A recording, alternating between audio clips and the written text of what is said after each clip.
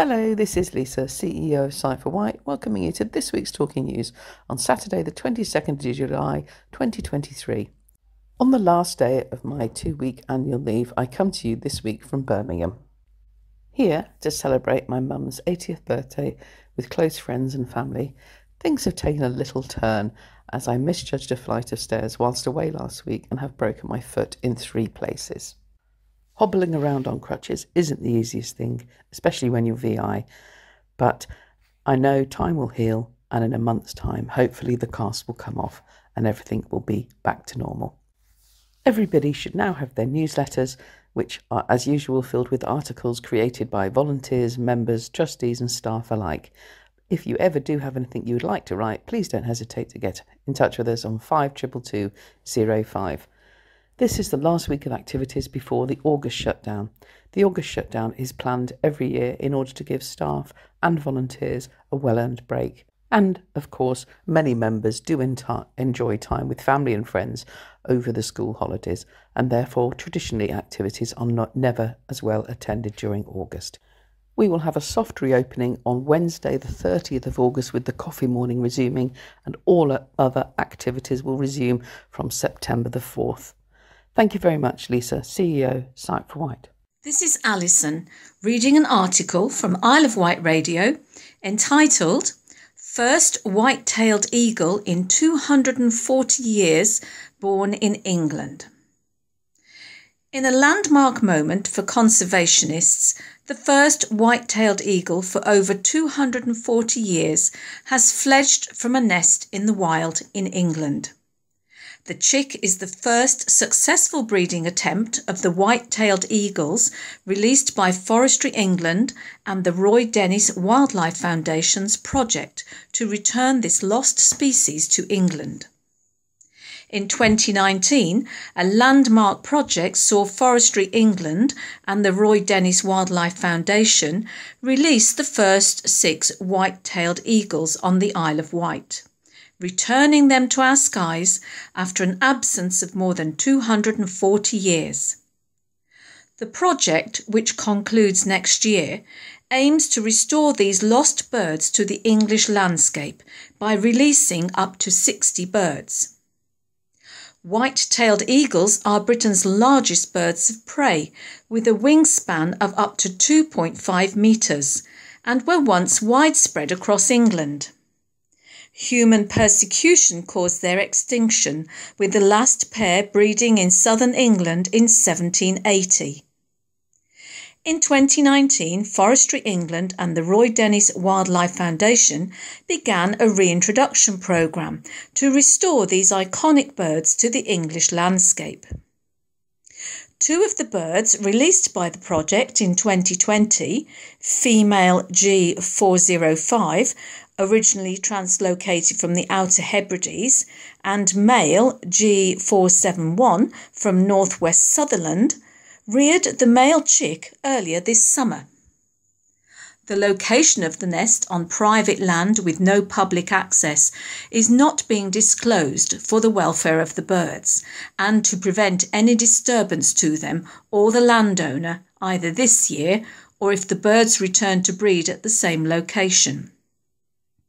The chick was ringed and fitted with a satellite tag by licensed ornithologists from the Roy Dennis Wildlife Foundation, enabling the project team to track this historic bird's daily progress through its life. Roy Dennis, MBE, founder of the Roy Dennis Wildlife Foundation, said, "This is a very special moment for everyone who has worked on, supported and followed this groundbreaking project. Restoring a breeding population in southern England, where the species was once widespread, has been our ultimate goal. Many thought it was impossible, but we knew food for eagles, fresh and saltwater fish, cuttlefish, rabbits, hares and wild birds was plentiful. We still have a long way to go, but the feeling of seeing the first pair reach this stage is truly incredible." The birds are one of 3 territorial pairs that have now become established in southern England and the first to breed. Steve Edgerton-Reid, White-tailed Eagle Project Officer for Forestry England, said, "At only 3 years old, it is remarkable that the pair have successfully bred, with most white-tailed eagles not attempting to do so until they are at least 4 or 5. It is really hard to put into words just what an incredible moment this is for the return of these iconic birds to England. We are hopeful one of the other pairs that has become established in southern England will choose to nest in a location that we can share with the public in future years." To date, 25 white-tailed eagles have been released by the reintroduction project, with 16 still surviving. A further release of young white-tailed eagles is planned for later this summer from the project team's base on the Isle of Wight. The reintroduction of white-tailed eagles is conducted under licence from Natural England, the government's wildlife licensing authority. All of the young birds involved in the project are collected under a Nature Scot licence from the wild in Scotland and brought to the island. This is Brian reading an item from Isle of Wight Radio. New tenant at Brown's Golf Course revealed. Golf putters at the ready. Visitors to Sandown will soon be able to enjoy a round of golf at the much-loved Brown's Golf Course. New tenant Paul Saville will tee off a new chapter in the long history of the iconic family attraction when he reopens the greens this summer.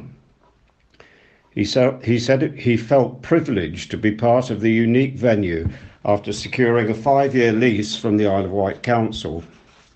Work has started in the front part of the building, allowing the cafe to open for refreshments and ice creams and people to play golf once again. Paul will even be offering a 10% discount on a round of golf for Dinosaur Isle customers. For the latest updates, people should visit the Browns Golf Facebook page.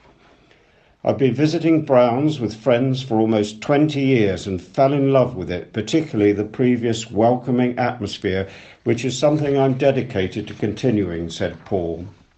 I'm looking forward to working with the council to ensure Browns has a very bright future and is a place for all to enjoy. Councillor Jonathan Bacon, Cabinet Member for Environment and Heritage, added, "We very much welcome Paul to Browns. This is a positive step forward for restoring this historic attraction as part of Sandown Seafront and the plans we seek to develop for the future of the area." This is Chris, reading an article from the Island Echo. PC Wilcox survives as no confidence motion withdrawn. The leader of the Isle of Wight Council has survived to see another day after a motion of no confidence against her was withdrawn on Wednesday night. Councillor Laura PC Wilcox, who has been in charge of the authority since May 2021, was set to face a motion of no confidence as part of tonight's full council meeting. It had been tabled by Councillor Chris Jarman, formerly a member of Councillor PC Wilcox's Alliance administration and now leader of Empowering Islanders, but was withdrawn after the new Conservative group leader at County Hall, Councillor Susie Ellis, said it did not reflect the approach she is taking with the party. Councillor Jarman's motion sought to remove Councillor PC Wilcox and create a coalition cabinet under a Conservative leadership. Speaking tonight, however, he said Councillor Ellis had told him they would not take the opportunity tonight to remove the leader and cabinet. He said more time had been requested to further determine the policy and structure of the proposed coalition, and respecting the request, he withdrew the motion. Councillor Ellis thanked Councillor Jarman for withdrawing it and said the current motion did not reflect the steps the party will be taking going forward. The challenge to Councillor P.C. Wilcox's leadership came after a turbulent few months within the Alliance administration, losing 4 members and vacating 2 crucial cabinet positions, finance and adult social care.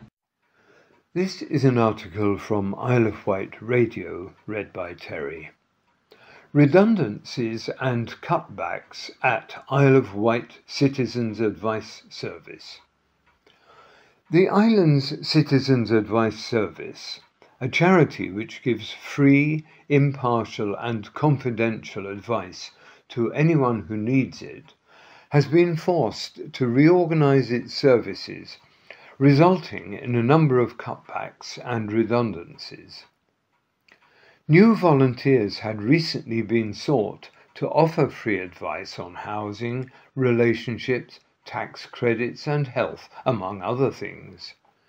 The charity was set up to provide the advice people need for the problems they face and to improve the policies and practices that affect people's lives.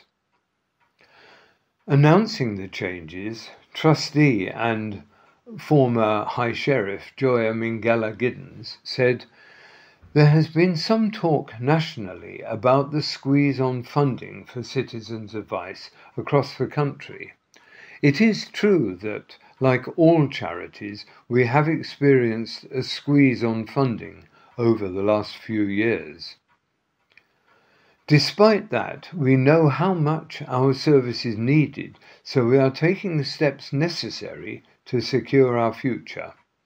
It is a challenge, and dealing with it requires some tough but necessary decisions. We have reluctantly had to make the difficult move to reorganise our service, and this has resulted, very sadly, in a number of redundancies and considerable distress to the individuals concerned. We understand and share their distress. Having explored all other options, however, we were left with no other choice. It is very stressful for a team who work so hard and with such dedication to ensure that we are there to help when people need us.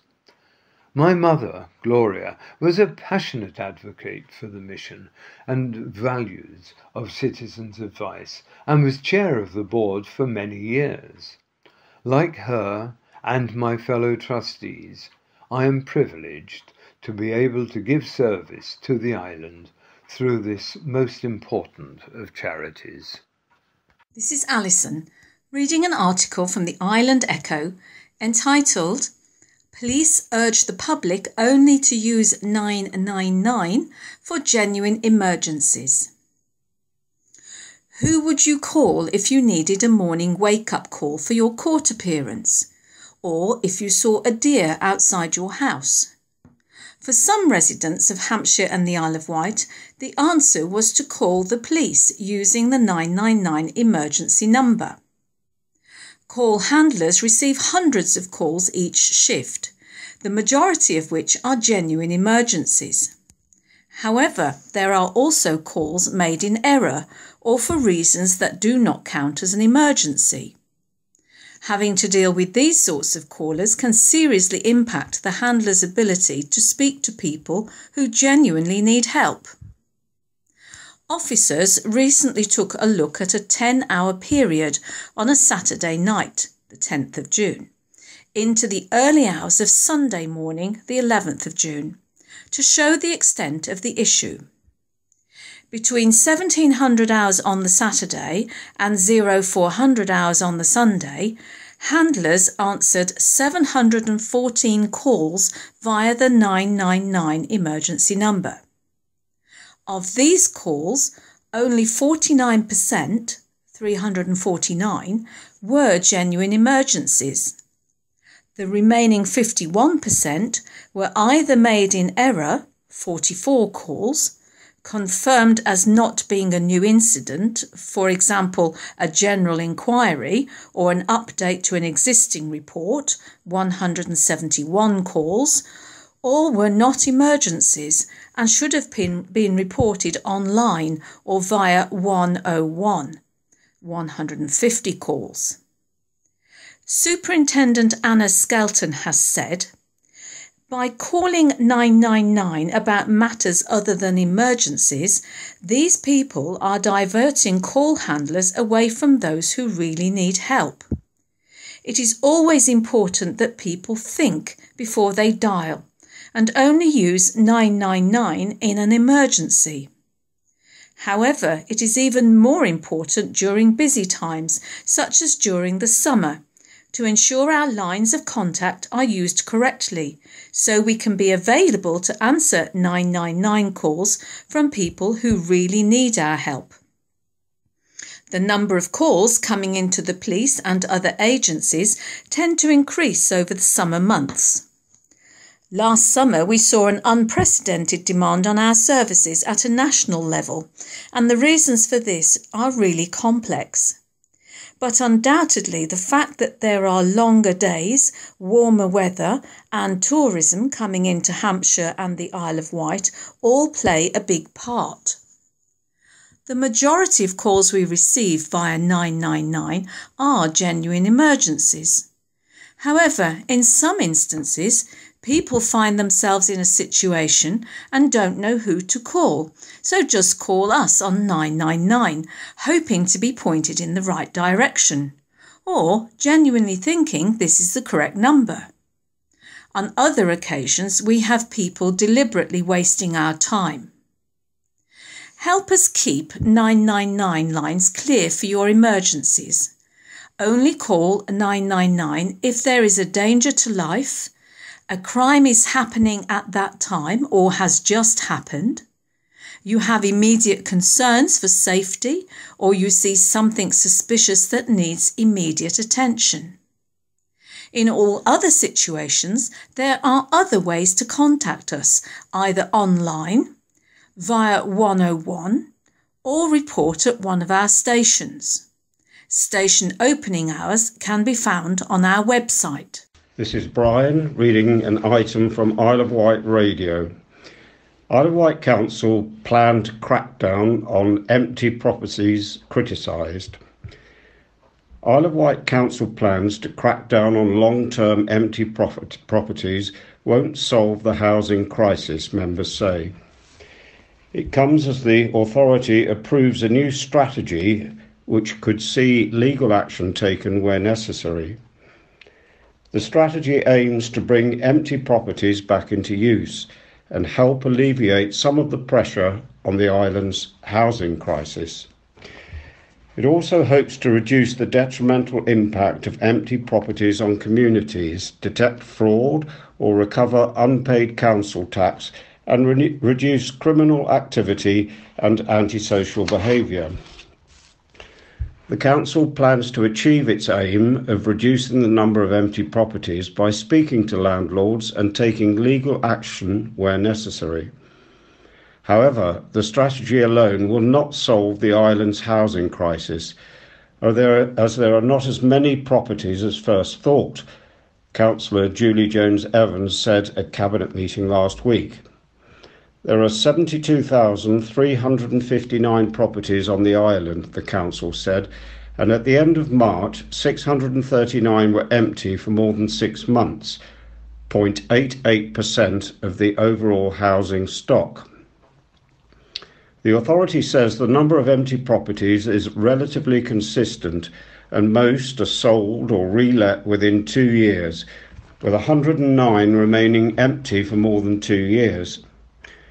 Recent figures show there are more than 2,400 households on the island looking for a permanent home. Councillor Jones-Evans said the strategy helps understand the complexities of empty properties on the island, and it is now another item in the Council's toolbox to move forward and tackle the housing crisis. Through the strategy, the Council will contact the owners of properties which have been empty for 2 years or more to clarify what their intentions are and offer assistance if needed. If it does not result in any improvement, the Council will look at the range of legal options it has.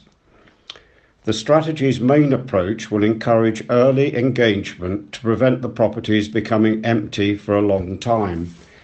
After 2 years, the council can apply a tax premium to empty property owners, so they can pay up to 300% council tax if they've been empty for over 10 years. There's already an empty property strategy within the council, but work has been undertaken to review and update it to ensure it is fit for purpose. This is Chris, reading an article from the Island Echo. By-election date announced for disgraced councillor's vacant seat. The Isle of Wight Council has announced the date of the by-election to replace convicted rapist Daryl Pitcher in the Wootton Bridge electoral division.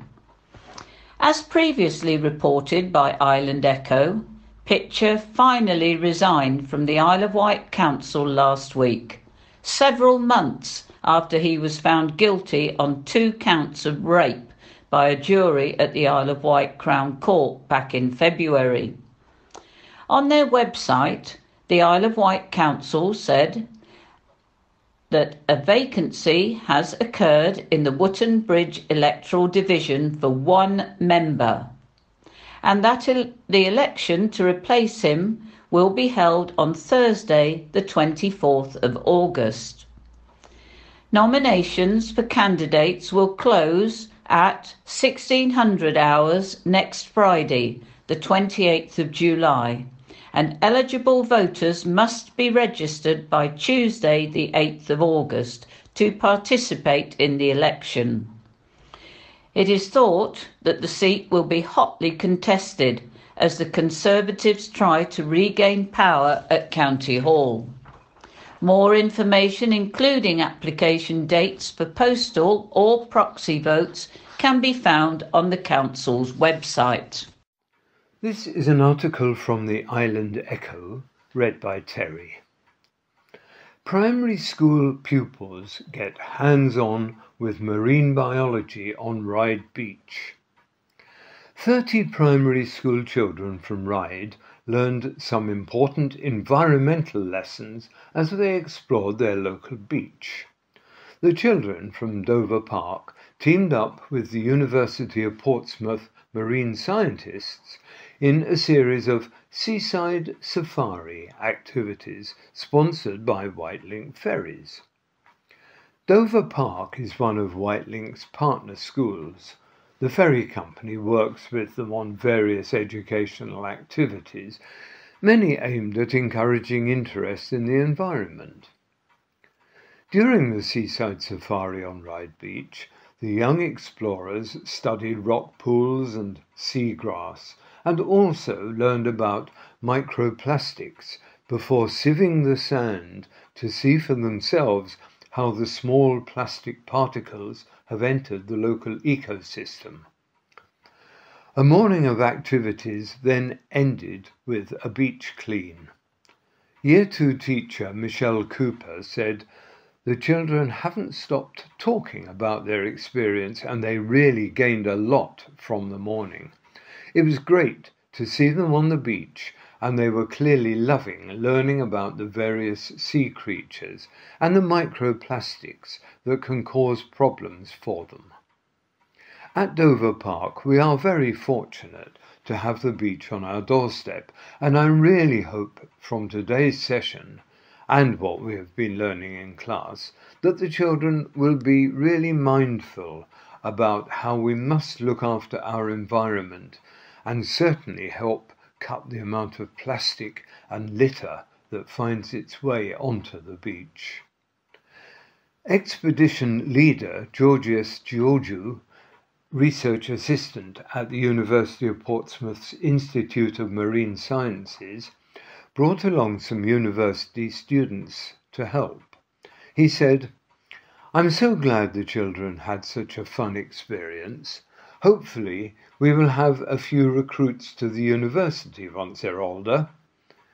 We all really enjoyed working with the children and showing them a bit about the work that we do. They were so well behaved, and it was lovely to see them so passionate about the environment. Whitelink Commercial Director Phil Delaney says, "Our school partnerships are all about inspiring children to think about the world around them and their place in it. It was fantastic to see our colleagues from the University of Portsmouth sharing their knowledge and their passion, which was met with such enthusiasm from the young students at Dover Park." This is Alison reading an article from the Isle of Wight Radio entitled Hover Travel Pilot Team Complete Hidden Disability Training. Pilots at Hover Travel have completed their Hidden Disability Awareness training. The training will help them better understand how people with hidden disabilities such as autism, chronic pain, mental health conditions and mobility or speech impairments experience travelling on the hovercraft. Steve Attrill, Head of Marine Operations at Hover Travel, explains, "We want everyone to be able to travel on our hovercraft, and part of delivering that level of accessibility is training our teams so we gain a better understanding of our customers. It is important that we engage with all communities to be able to appreciate any challenges they face and see how we can improve their experience of accessing the hovercraft service." In the UK alone, 1 in 5 people has a disability, with 80% of those having an invisible disability. These could include, amongst others, autism spectrum disorder, depression, diabetes, and learning and thinking differences such as ADHD and dyslexia. The online video training was provided by the Hidden Disabilities Sunflower, the global network which was first started at Gatwick Airport in 2016. The training covers topics such as different types of invisible disabilities, statistics to highlight their frequency, how they affect everyday life, and what are the effective means of supporting a passenger or colleague with an invisible disability. Hover Travel recognises the Hidden Disabilities Sunflower. Customers can choose to wear a sunflower lanyard as an indication that they may require additional support, assistance, or simply a little more time while travelling. Hover Travel also offers free assistance through its award-winning Hover Care initiative. This is Brian reading an item from Isle of Wight Radio. Generous donation from Ventnor Lions Club charity adds new bladder scanner to St Mary's Hospital. St Mary's Hospital workers have paid homage to the Ventnor Lions Club charity after a fundraising effort allowed them to install an invaluable new piece of equipment. The charity generously donated a new bladder scanner to Luckham Ward St Mary's Hospital. The scanner, worth approximately £7,000, was kindly presented to the ward by the Ventnor Lions president Phil Holland and Dick Walters, a member of Ventnor Lions Club for over 40 years. Luckham ward sister Heidi Meakin said, "We're incredibly grateful. This new equipment will make such a difference to patients and staff on the ward. Having this scanner will mean we can quickly check to see if a patient might be unable to empty their bladder. It will help to avoid unnecessary catheterizations, as well as preventing patients suffering from further complications as a result." Phil Holland added, "We are delighted to be able to support the island's NHS through these donations and knowing the difference it will make to patients." This is Chris, reading an article from the Island Echo. Shanklin Sandown Rowing Club head to Scotland for Junior Rowing Championships. Shanklin Sandown Rowing Club embarked on a long journey to Glasgow for this year's edition of the British Junior Rowing Championships, which marks the culmination of many of the athletes' racing seasons. Cartex Horrocks and Louis Sheasby continued their impressive season by taking the bronze medal in the Junior 15 doubles event in a highly competitive field. In addition, they both competed in the Junior 15 single sculls event the following day, both racing in the B final, with Louis winning and Carter coming fourth, 7th and 11th overall respectively. Shanklin's good results continued, with Fred Gimser Pipe achieving third in the D final of the Junior 18 single sculls, which placed him a respectable 21st overall.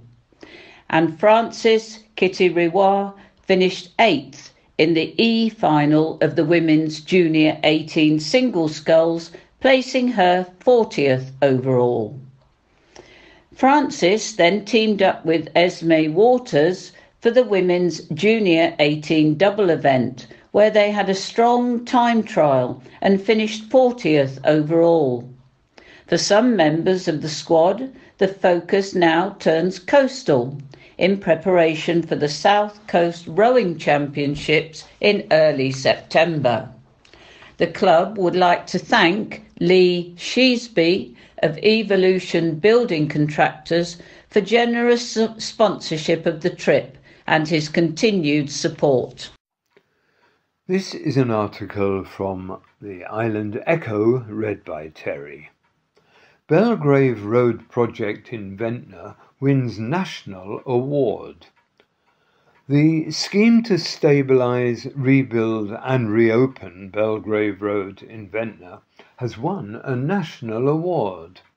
The project, completed late last year, has been named Best UK Geotechnical Project, with a value of between £1 million and £3 million at the 2023 Ground Engineering Awards. The annual ceremony this year, held at JW Grosvenor House Hotel, London, brought together the leaders in the industry to celebrate achievements in terms of projects, people and business between January 2022 and January 2023. The Belgrave Road scheme was delivered for the Isle of Wight Council by Island Roads alongside local companies Stoneham Construction and Corfix, alongside global engineering consultancy Atkins. Declaring the project a winner, judges said, "We were impressed with the innovative approach to overcome a real-time geotechnical challenge. Close collaboration between the project team has established a local skill base for future similar ground engineering applications." Jason Bolter, C-Eng and M-I-C-E, those are the letters after his name, Senior Project Manager within Island Road's Structures team, said, "The most pleasing thing about winning the award was that it highlighted the ability of companies on the Isle of Wight to collaborate successfully to deliver a major and complex scheme. Together with the support of designers Atkins, the Belgrave Road project has showcased the engineering know-how that exists here to major players in the national engineering industry." Jane Rendell of Atkins said, "I've not often worked on a scheme before where teams from multiple companies worked so seamlessly together, acting as one team to achieve a common goal. The successful design and construction works, with a subsequent prestigious award, is a real testament to our collaboration and dedication." Kieran Blamey of Corfix said, "It was great to showcase our skills and expertise on a project of this scale, especially so given it was on our home turf. We are thrilled to be part of the winning team. Adam Burton of Stoneham Construction Limited said, "The Belgrave Road scheme was a technically challenging project delivered on time and within budget. We would like to place particular recognition for site manager Dave Jones, whose outstanding contribution was so key to the successful completion of the project." Councillor Phil Jordan, Isle of Wight Council Cabinet Member for Transport and Infrastructure, said, "I'm delighted that local expertise was so prominent in solving such a complex local issue. For the project to receive recognition from the national industry reflects so well on all those involved and also on the Isle of Wight itself." The Belgrave Road scheme followed the partial collapse of a retaining wall in 2020. The repair project was complicated by the fact that the site continued to experience ground movement for a significant period, and also because the solution needed to combine the latest engineering technology with the need to preserve the local Victorian character. This is Alison reading an article from On the Wight entitled "Pioneering NHS Trust Promises Improved Care Across Hampshire and the Isle of Wight." Major progress is being made to create a new NHS Trust to deliver more joined up and consistent community, mental health and learning disability care across Hampshire and the Isle of Wight from April 2024. The new organisation will encompass all the services of Solent NHS Trust and Southern Health NHS Foundation Trust, the community, mental health and learning disability services of the Isle of Wight NHS Trust, and the Community Child and Adolescent Mental Health Services, CAMHS, CAMHS, in Hampshire, which are currently provided by Sussex Partnership NHS Foundation Trust. Ron Shields appointed as CEO. This week, following a comprehensive assessment process, Ron Shields was appointed to the role of Chief Executive Officer for the new organisation. Ron has considerable leadership experience, spanning over 23 years in successful NHS Chief Executive Officer roles in community, mental health and acute hospital organisations. He has an excellent track record in leading sustainable transformation and integration of services to improve patient outcomes. Ron, currently Chief Executive of Southern Health NHS Foundation Trust, will take up the role when the new trust is formed next year. Ron Shields said, "I am really excited with this opportunity to lead a new integrated healthcare organisation for Hampshire and the Isle of Wight. The strengths of the services in all four organisations is a fabulous foundation from which to build, in partnership, the very best approaches to health and care in all of the communities we serve." Ron will join Lynn Hunt, who was recently appointed as chair for the new trust, and non-executive directors drawn from the current NHS organisations involved on the board of the new organisation. Lynn Hunt, chair of Southern Health NHS Foundation Trust, said, "We have a unique opportunity to bring together our wonderful staff, patients, carers and local communities to create something that is greater than the sum of our separate parts. I can't wait to work alongside Ron and our wider teams in the new organisation to enable real health improvements and life opportunities for people in Hampshire and the Isle of Wight." Mike Watts, chair of Solent NHS Trust, said, We welcome the appointment of Ron as the Chief Executive of the new Trust and look forward to working with him and colleagues from across Hampshire and the Isle of Wight as we continue to bring together community, mental health and learning disability services for the benefit of people in our communities and staff. The creation of a new trust realises our core belief that everyone deserves easy access to high-quality health and care services which support their health and independence, no matter who they are or where they live. Melanie Poole, Chair at Isle of Wight NHS Trust, said, "I congratulate Ron on his appointment and look forward to seeing what he and our many partners are able to achieve together for the benefit of the communities we serve across Hampshire and the Isle of Wight. I would also like to thank my colleagues on the island and across the Solent for their energy and enthusiasm in delivering this work, as it ensures that services continue to improve and are made sustainable." The appointment was made with valuable contribution from local partners and the process was chaired by Maggie McIsaac, Chief Executive Officer of Hampshire and Isle of Wight Integrated Care Board.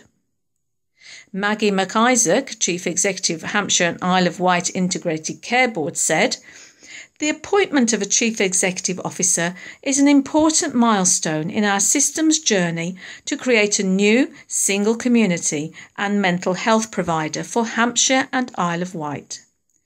Ron Shields' vast experience in leading transformational change will help us to tackle the current fragmentation of services and to improve the health of our communities. We are all looking forward to continuing to work with Ron as we progress with the formation of the new trust. Together across our health and care system, we will continue to join up and transform the services our communities use. By doing so, we can tackle inequalities, reduce unwarranted and confusing variation, and enable local people to live healthier, longer lives. Community mental health and learning disability services in Hampshire and the Isle of Wight are currently provided by 4 different NHS organisations. An independent review in 2022 found that by bringing services together under a single NHS trust, people could have fairer access, a better experience and improved outcomes. A single, larger trust will help ensure the sustainability of local services and create more career opportunities for the NHS workforce. In recent months, the organisations involved have been working with patients, carers, staff, local communities and partners to develop plans for the new trust. This includes finding out what people would want to see in the new organisation, what works well now, and what needs to be better. Local people have also shared ideas for what the new trust could be called. It is hoped that a single organisation will lead to a greater voice and greater involvement of people who use these services, their carers and local communities. In the coming weeks, appointments will be made to the remaining positions on the new Trust's board. Detailed plans are also being drawn up, setting out the steps needed to bring the organisations together ready for April 2024 and beyond. These plans will go before the boards of the 4 current NHS trusts and NHS England in the autumn. This is the second part of the Talking News, read by Jerry and Madeline. Before we start the second part of the Talking News, here is this week's Society News, 21st of July 2023. Swimming has now finished for the summer and will resume on September the 4th. This group is open to all, whether you can lane swim or just want recreational relaxation in the water.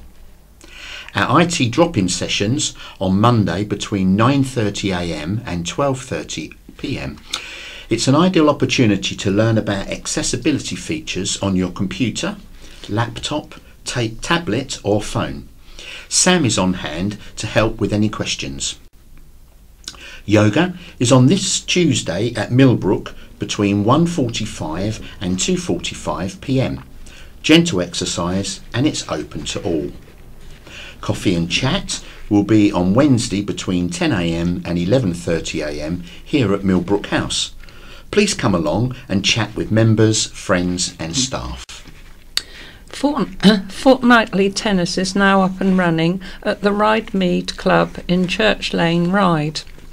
The next session is on this Monday, July the 31st, starting at 9:30 to 10:30 a.m.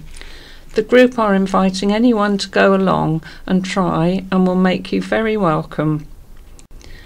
Ion Social Group is on Wednesday the 26th at Millbrook House. This month we welcome Deb Goodenough, who will talk on enjoying every sense of your garden, be it humble or royal. The cost is £3, including refreshments, and is open to all, so please come along and support the group. Newport Carnival is on Saturday night the 22nd. Good luck to everyone taking part on the charity's behalf, and thank you for representing us. It is very much appreciated. Striders is on Friday, meeting at Millbrook House at 9:30 a.m. The stride is around 6 miles long, finishing with a pub lunch. This group is very friendly and sociable group. Advance notice, we will be at the Wolverton Garden Show on September the 2nd and the 3rd, and looking for new items for our tombola stall. If you have any, could you please let us know? This is our last week of members' activities and clubs before our summer August break. We hope all our wonderful volunteers have a well-deserved break. You all thoroughly deserve it. We have new office hours now at Millbrook House. We are open at 9 a.m. as usual, but we now shut at 4 p.m. For any of the information of the activities or mentioned, please do not hesitate to call the office on 522 205. That's 522 205. And now for some news items. Where is the human touch? Ticket office closure plan slammed. Charities have labelled national plans to shut train ticket offices discriminatory and say they have deep concerns about the impact the closures could have on disabled and elderly islanders. There is further frustration because Ryde Esplanade's new ticket office only recently opened as part of the £10 million Ryde interchange plan. South Western Railway wants to close Island Line offices at Shanklin and Ryde Esplanade. Nationally, customers have shifted to buying tickets online or at machines instead, it said. There is anger from organisations including Isle Access, which aims to make the island more accessible. Its CEO, Jan Brooks, said the plans breach the Equality Act by not providing equal access for disabled people. 23% of disabled people don't use the internet, and some prefer to pay by cash. The machines aren't suitable for people who are blind, and they don't offer the full range of tickets. You need that human contact. You need a point where people can go. A lot of disabled people will just choose not to use the trains. Jan's concerns are also shared by Age UK Isle of Wight, which is separate from the national branch. Maria Bunce, Chief Operating Officer, said, "Many of our clients do not have smartphones or access to the internet, and issues such as impaired sight or arthritis can make using ticket machines a challenge. Older people and those with other life challenges rely on the helpful staff at ticket offices to assist them in getting the best ticket deals or answering other queries." A spokesperson for SWR told the County Press, "There is an industry-wide pledge to ensure customers with accessibility needs are supported." SWR's consultation states that staff will be multi-skilled, allowing them to be able to help those who struggle with phone tickets or machines. Isle of Wight MP Bob Seeley has confirmed that he has written to SWR to demand answers.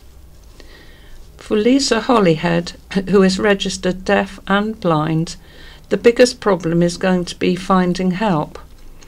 SWR has said staff will be on hand on platforms at each station to assist customers. But Lisa, who is the CEO of charity Sight for Wight, fears it isn't going to be easy. She said, currently finding the ticket office is a fairly simple procedure. Often platforms are very crowded places, and trying to negotiate your way across a platform to find the person to find the ticket to get on the train whilst a number of other sighted people are ahead of you means in reality you are last in the queue again. Concerns have also been raised about train staff only being available on platforms during peak hours. Although SWR's consultation states that this will not be the case on the Island line, changes will see a slight reduction in hours at Ryde Esplanade. It will be staffed from 6 a.m. to 7 p.m. every day of the week. Currently the ticket office opens at 5:25 a.m. on weekdays. At Shanklin train station, staff will only be on hand for 4 hours between 6 a.m. and 10 a.m. on Tuesday to Friday and between 9 a.m. to 1 p.m. on Saturdays. The station would be unstaffed on Sundays and Mondays. An Isle of Wight councillor has spoken of his frustration over plans to close Ryde Esplanade's new ticket office. It only recently opened as part of the £10 million Ryde interchange plan. Councillor Phil Jordan, Cabinet Member for Transport, said before the scheme was approved nearly 2 years ago, SWR assured him that there was still a need for an office.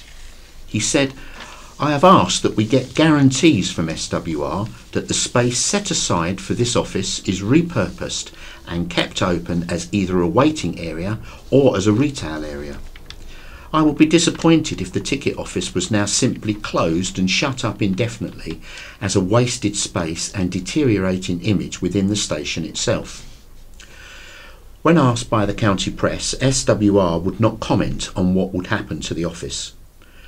No closures are expected to take place before the autumn, SWR has confirmed. A consultation is underway with islanders urged to have their say. Watchdog Transport Focus will consider the impact on passengers' ability to buy tickets, staffing level at stations and services for disabled people. Church team revisit 1957.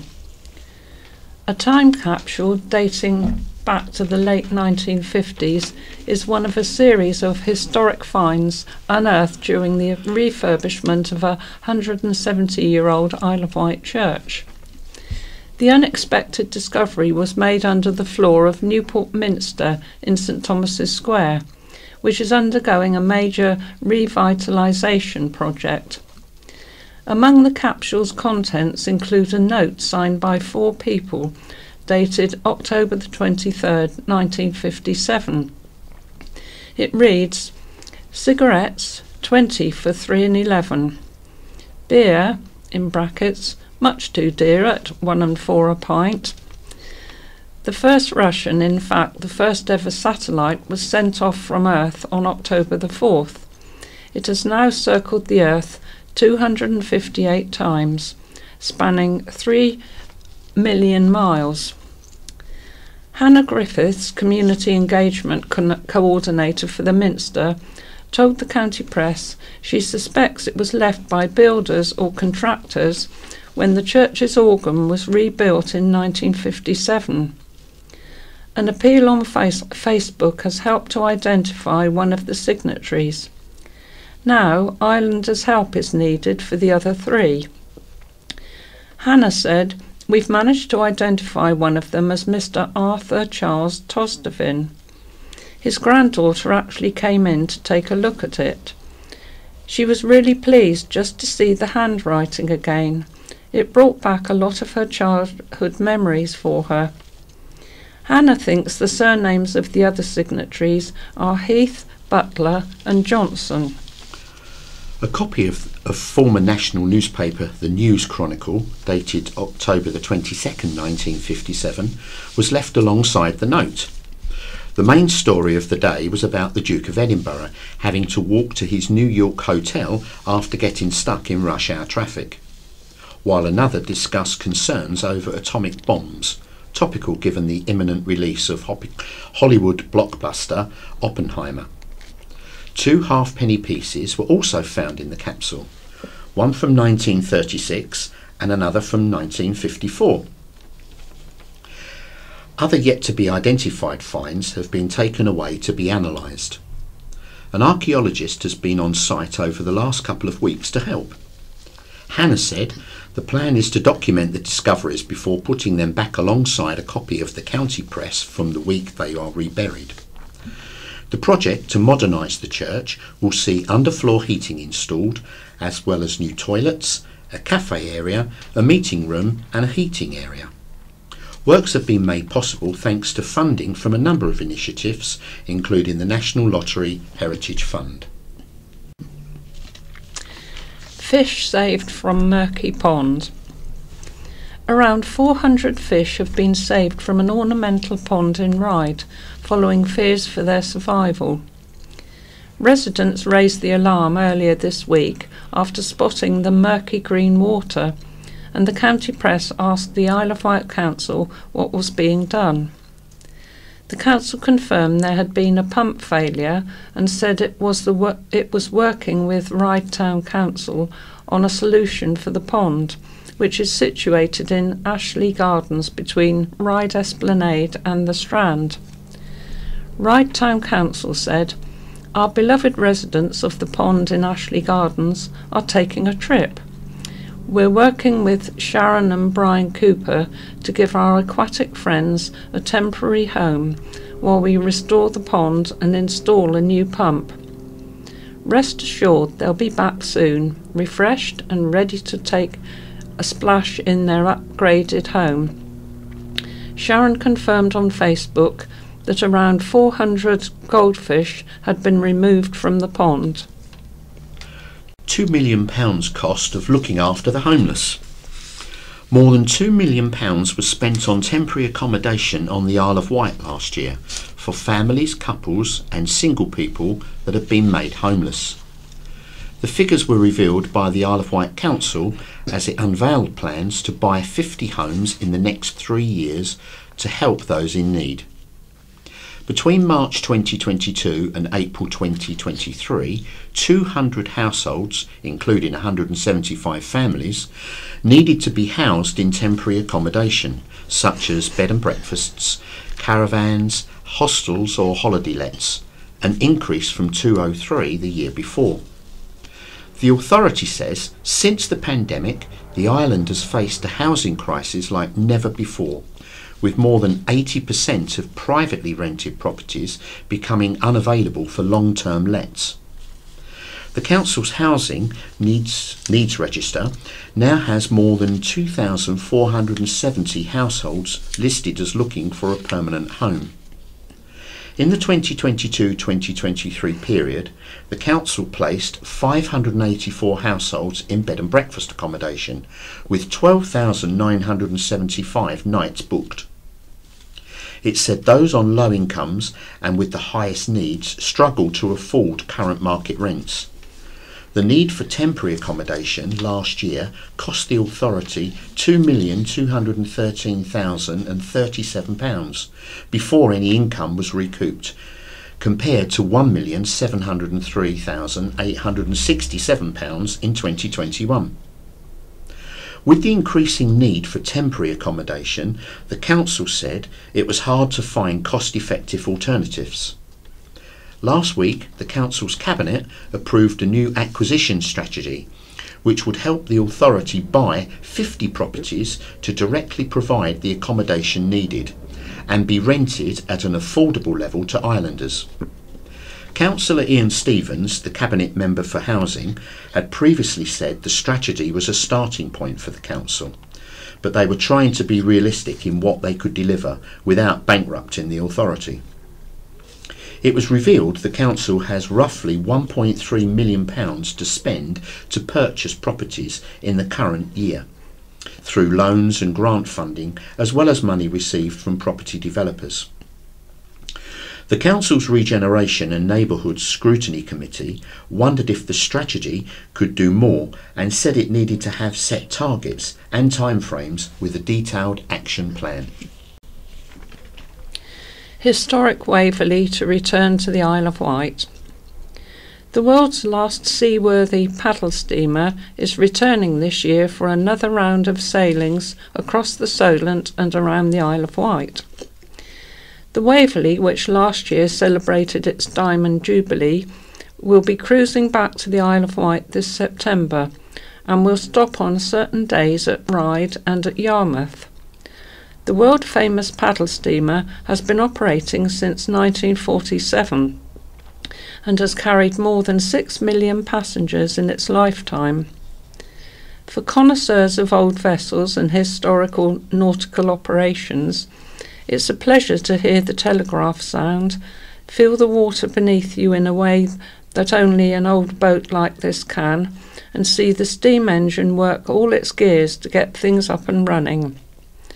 The steam-powered vessel doesn't just allow you a front row seat to experience some of the most sublime coastal scenery the Solent has to offer, but the inside boasts heated lounges and a self-service restaurant. The boat will sail to and from the following locations: Poole, Portsmouth, Ryde, Shoreham, Southampton, Swanage and Yarmouth.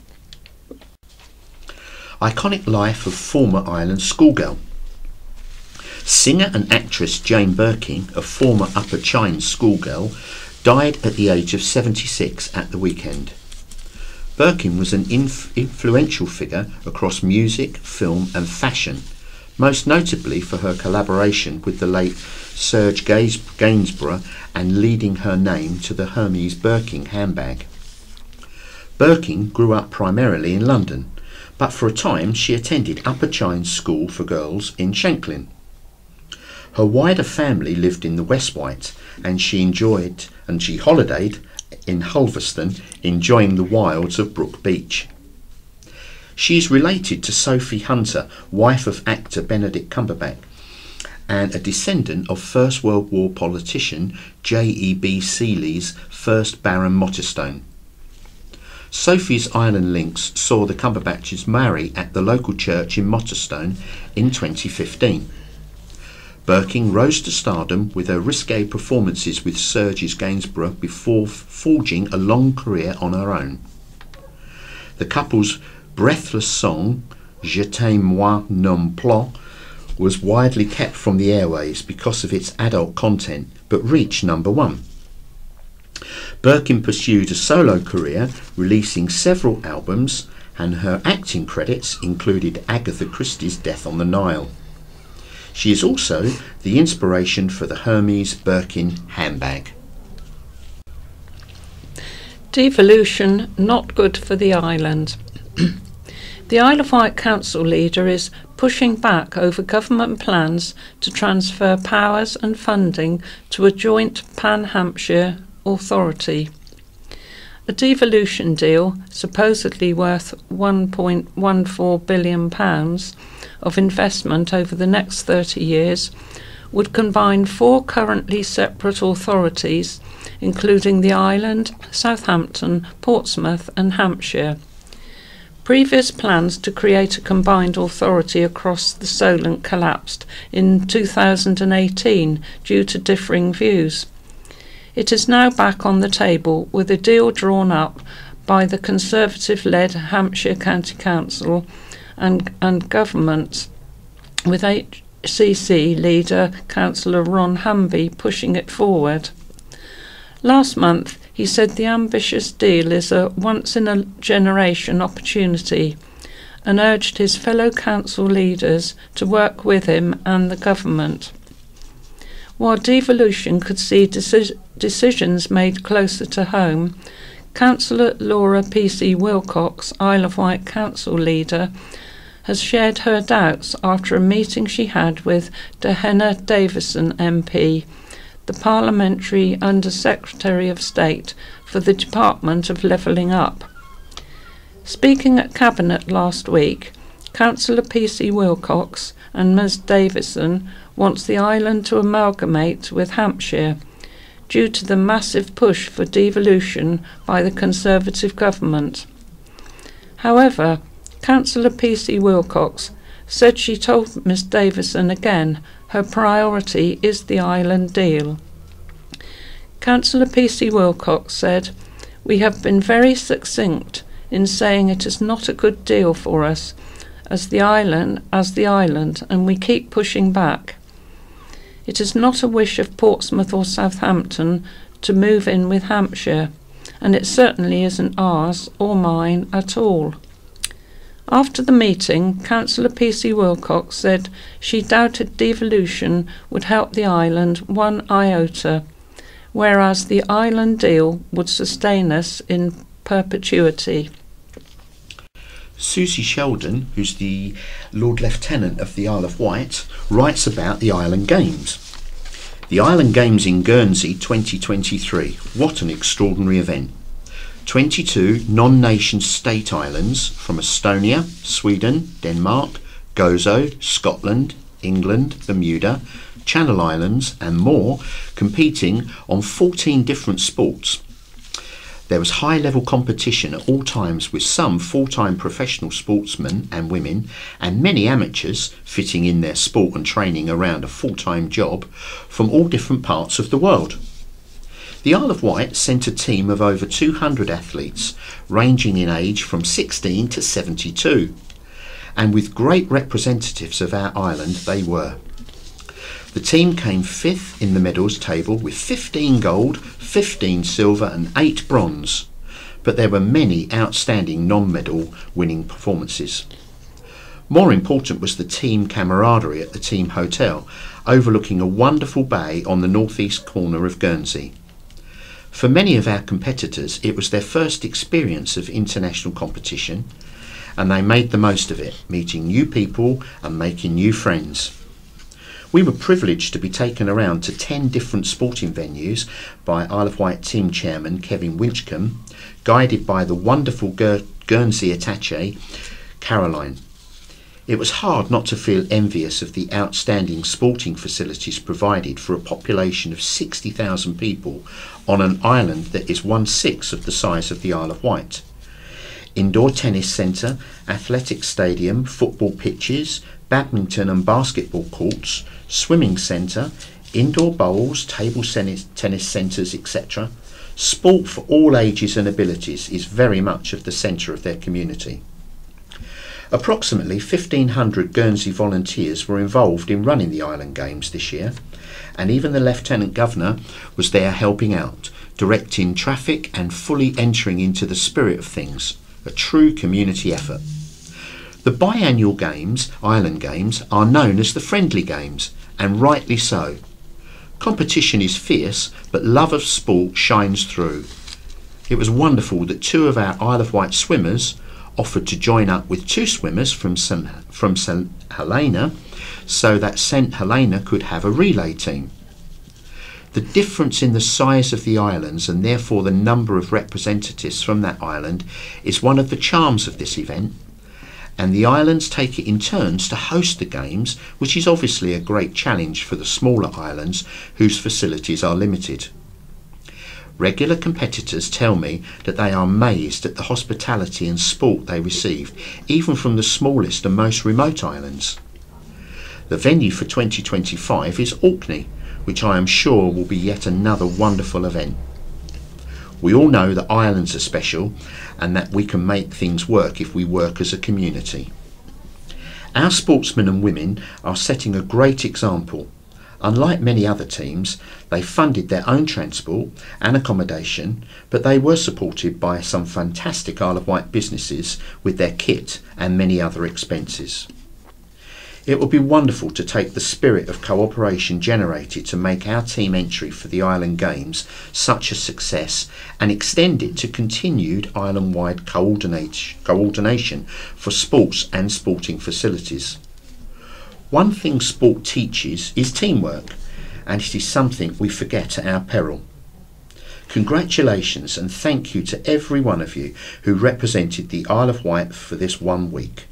You were great ambassadors, and it was a joy to spend even a short time with you all. Abuser's victim praised.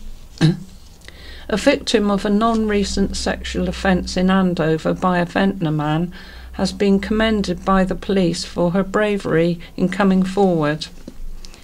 Adam Buckingham, 47, of York Road, was sentenced to 15 years in prison after being found guilty of 8 counts of rape and 3 counts of sexual assault. In 2019, Buckingham was elected during a by-election to Andover Town Council as an independent councillor. He later moved to Ventnor. The trial, which began on March the 21st at Winchester Crown Court, revealed the harrowing details of the crimes committed by Buckingham between 2012 and 2018, when the victim was aged between 12 and 18. The victim, now an adult, endured years of abuse at the hands of Buckingham, but her resilience and determination to seek justice brought her tormentor to account. Detective Sergeant Stephen Finnis, a member of Hampshire and Isle of Wight Constabulary's dedicated sexual assault investigation team, Operation Amberstone, praised the victim's bravery and acknowledged the immense strength it took for her to speak out. He said, "I would like to commend her courage in speaking out and thank her for helping us make sure this awful case got to court."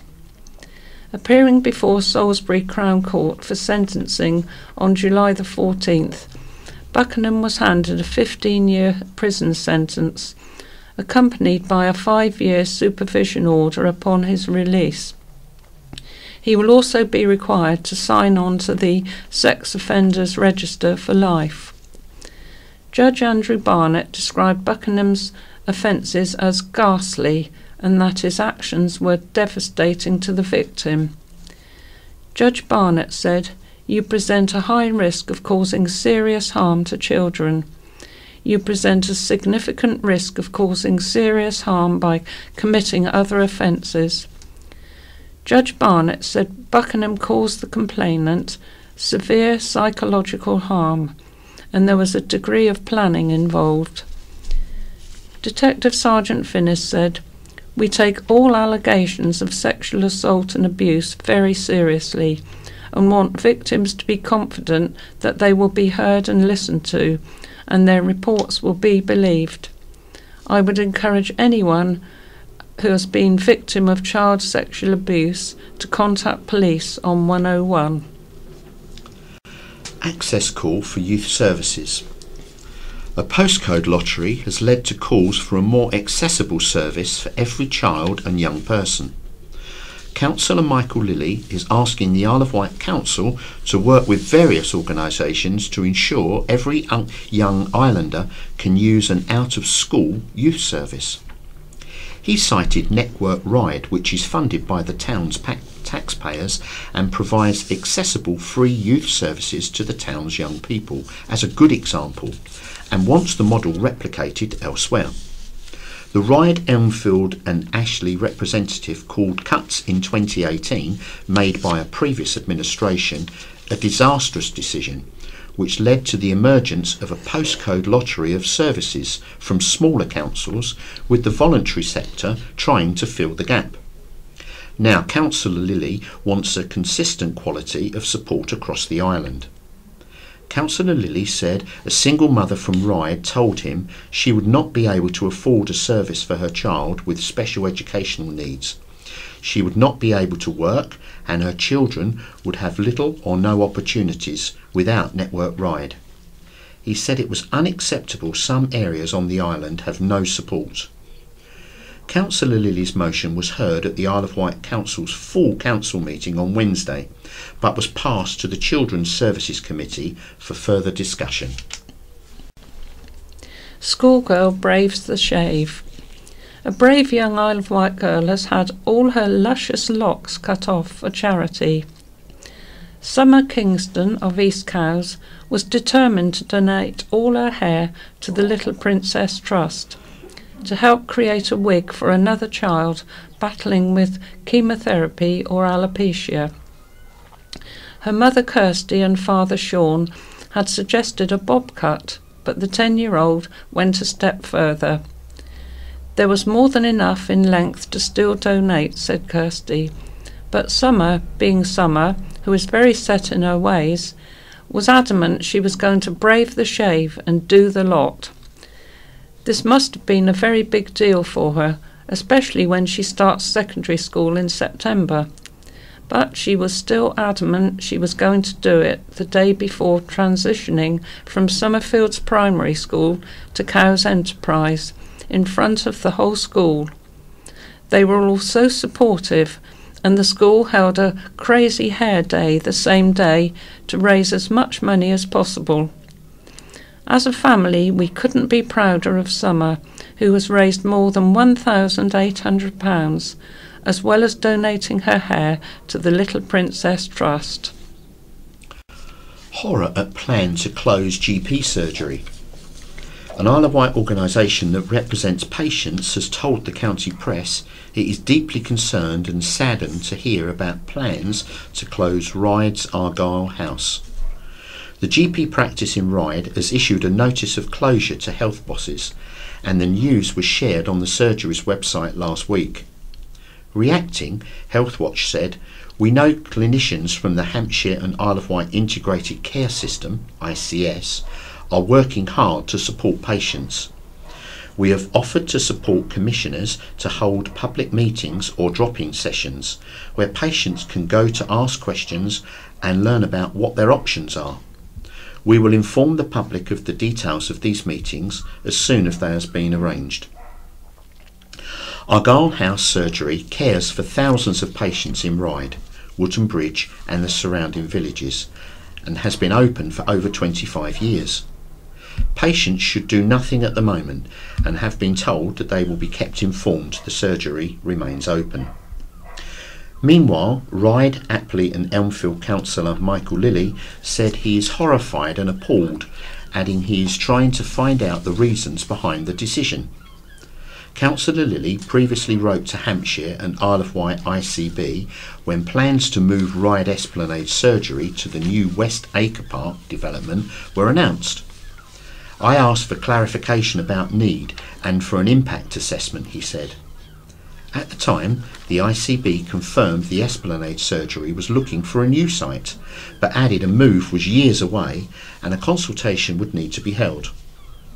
In an email, Councillor Lilly said, "I am horrified to hear this surgery is to close without any support, information or consultation." He has asked for the matter to be added to the agenda of the next Health and Adult Social Care Policy and Scrutiny Committee meeting in September.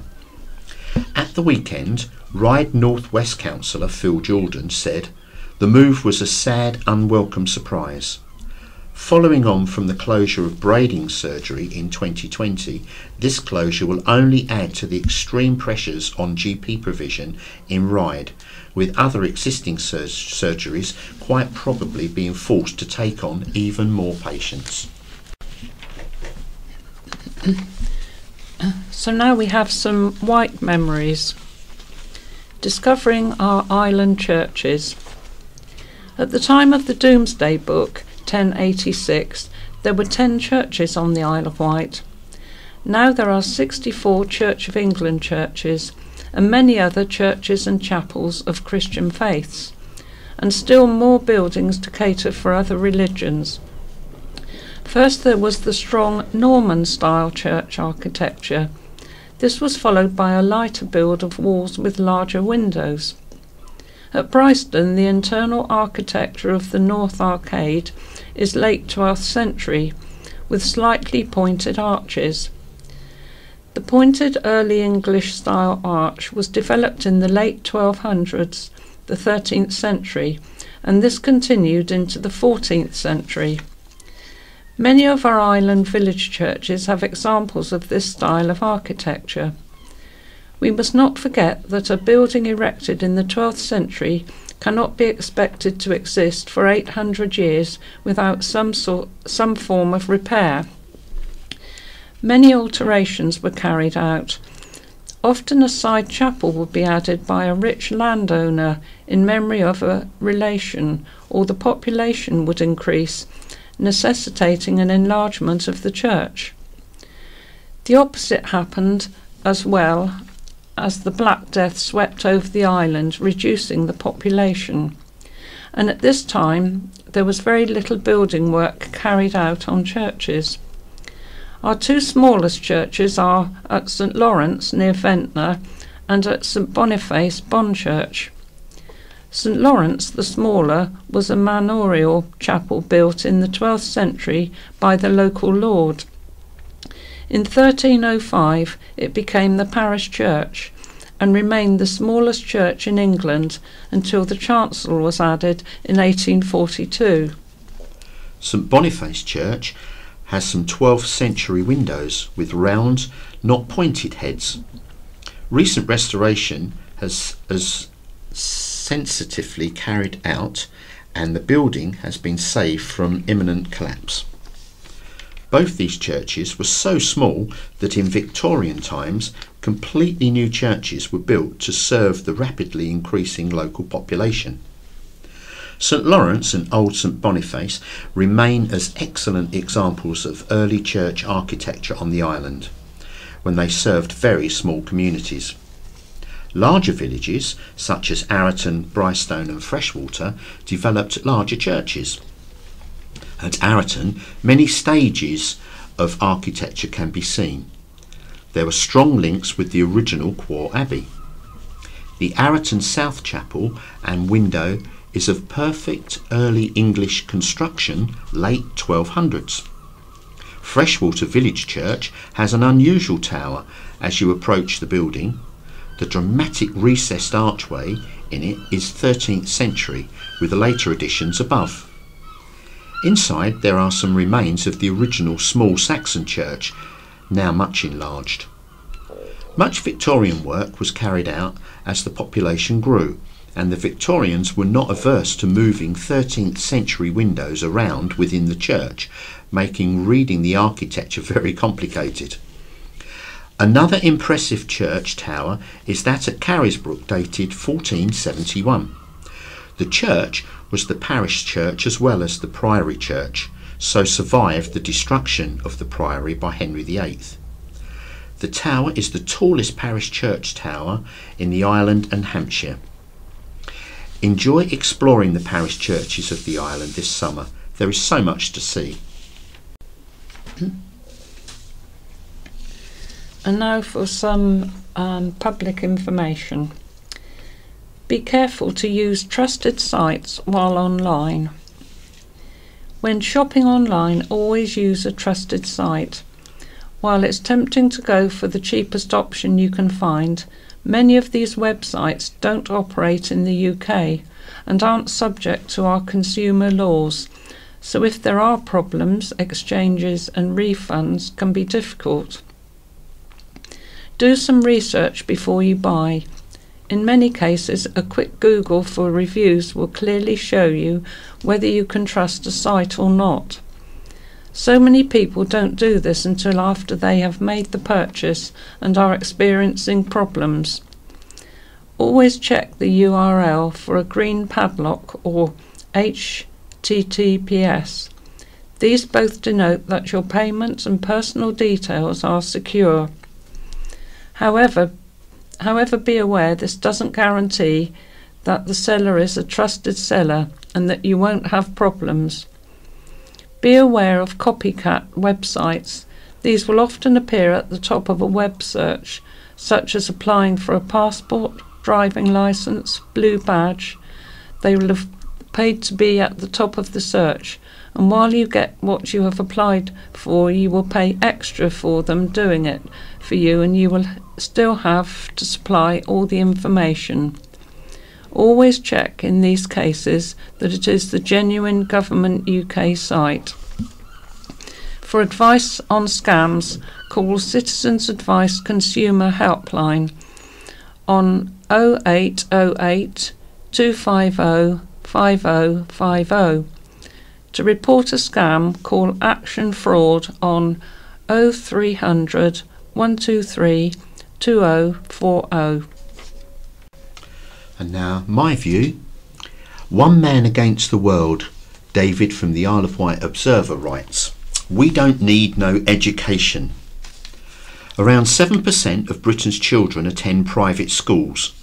Be honest, if you had all the money, would you pay too? Not all these parents are rich, nor can they predict the future.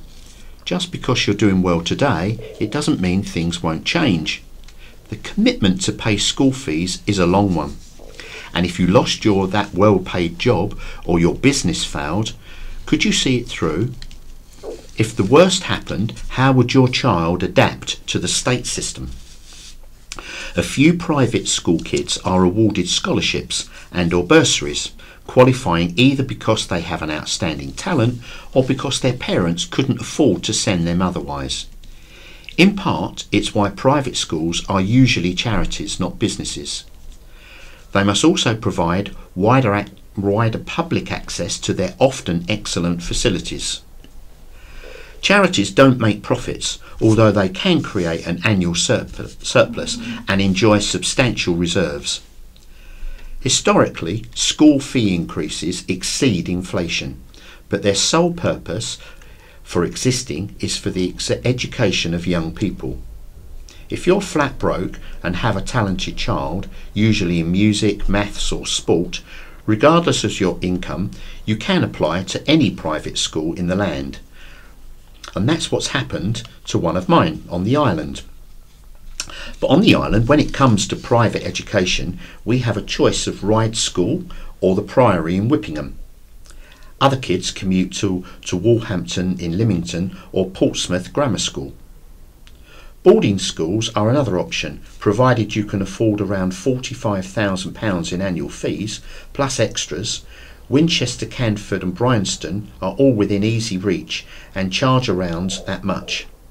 No, that's not a typo, £45,000 per child per year, which you'll need to find from taxed income. If elected, Labour propose adding VAT to these already eye-watering numbers from September. Even a day pupil in Ryde Senior School will cost mum and dad around £16,500 per year, so you'll need deep pockets to escape the island's doleful state of school results. When the subject of private education comes up, people think of Eton, where Boris and David Cameron were pupils, in their top hats, or Harrow, where Bob Seeley was educated, and the uniform includes morning suits, straw boaters and canes. But the UK has around 2,600 private schools educating 615,000 children. With 93% of kids not getting the benefit of smaller class sizes and amazing sports facilities, some wonder why the lucky few should continue to get this head start in life. In the current school year, the government will spend around £8,000 per pupil. Private education may well seem elitist, but it's saving the taxpayer almost £5 billion annually. Perhaps private schools should be abolished altogether. Surely Labour would find an extra £5 billion down the back of the sofa. Would they then ban private tuition? Lots of state school students get some after school help with their maths or English, their parents often going without to fund it. Equality in education is a myth. Even in the state system, the very best schools are founded in areas with the highest house prices. When applying to university, I doubt that those who benefited from that or the extra lessons mentioned having had any help achieving their A stars. In principle, I'm not a fan of privilege, but I don't see how you'd stop it. If Labour's mean-spirited VAT proposal does go ahead, the richest parents and those big-name schools will easily manage. Ordinary working parents with kids at small independent schools will struggle to find the extra money. It's estimated that up to 20% of them would move their children into state schools, costing taxpayers as much as charging VAT would raise. Taxing parents wanting to do the best for their child seems wrong to me. If Labour does form the next government, let's hope they see sense. And now for What's On. A performance of Peter Pan Forever is taking place at the Apollo Youth Theatre from the 1st to the 5th of August at 7:30 p.m. with an additional performance on the 5th of August at 2:30 p.m. J Miller's Circus is back for 2023 and it's at Wootton Circus Field in Whippingham. It's now open and it's open to Tuesday the 29th of August. Tickets are available from calling the Circus Information Line on 07976 655 180. The Freshwater Summer Show is being held this year in a marquee Jubilee Field, Mower Place. That's next to the West White Leisure Centre, and it's on the 12th of August, and the marquee opens at 1 o'clock till 4:30 p.m. And the stall holders will include Grazed Knee Cider, Men in Sheds, Tipsy Vodka, Isle of Wight Fudge, Macaroons, Honey, Cacti and Succulents, Gardenalia, local crafts and produce, live music and a dog show, and also a refreshment tent with homemade cakes. Organ recitals are back at Quor, and there are 3 afternoons of organ recitals on the 1912 Mutin Cavale core-built instrument at Quor Abbey, starting tomorrow, Saturday, when Neil Wright from Farnborough Abbey will play. And on Sunday, it is Edward Dean, who's the organist at Worth Abbey. And Monday, Dr. Devon Howard, Director of Keyboard and Theory Studies at Southwestern Adventist University, Dallas, Texas. The performances all start at 3 p.m, free entry, and everybody's welcome, but they also welcome donations. And there's a parent support group. Let's Talk is a support group for parents and carers of children and young people struggling with mental health issues such as depression and anxiety. The group is run by parents with lived experience. They meet at the Riverside Centre in Newport from 10 a.m. to 12 noon on the last Wednesday of every month. Les Miserables is being presented by Curtain Call at Medina Theatre on July the 27th to the 29th at 7:45 p.m. and on the 29th there's also a matinee at 3 p.m. Tickets are £15 for adults or £13 for children and are available from the box office at Medina Theatre, which is on 01983 823 884. And now for some letters. Carl Love, this is from Carl Love, former Cabinet Member for Adult Social Care and Public Health. Again, more closures by this newly formed Integrated Care Board, the ICB. This time Argyle House GP services. It seems to me that the ICB's only purpose is to cut services on the bone and fit our island into a mainland model of a healthcare system. It has little or no regard to our island's circumstances. Our island's population receives reduced accessible services more than those on the mainland, and we also have the largest elderly population in the UK. At the end of June, we saw the ICB remove support almost overnight and without any proper consultation with the people of the RNID, that's the Royal National Institute for Deaf People Services. I asked the ICB for their equality impact assessment at the time to justify their actions and have not received it. I received a vague explanation of replication. To be frank, RNID has been supporting island people for many years, and then suddenly it has been stated to be a replicated service. If that was the case, why did it not get picked up previously as a concern? People with disabilities have a protected characteristic within the Disabilities Act. However, those in the ICB think they can completely ignore them and our Council's requests for proper consultation, information and response. It seems they can close services as they please and without providing any proper evidence, consultation or accountability to the people of our island. This was always my concern from the outset of the announcement of the introduction of the ICB concept. I made my concerns known along with the leader of the Isle of Wight Council. I anticipate that the new portfolio cabinet member for ASC and Public Health will demand a full explanation about this planned GP closure and inquiry about what mitigations they have put in place to serve people with reduced mobility and why this decision was made. Having high quality services come in the form of good locality accessibility, not just to be delivered at a convenient point for the NHS.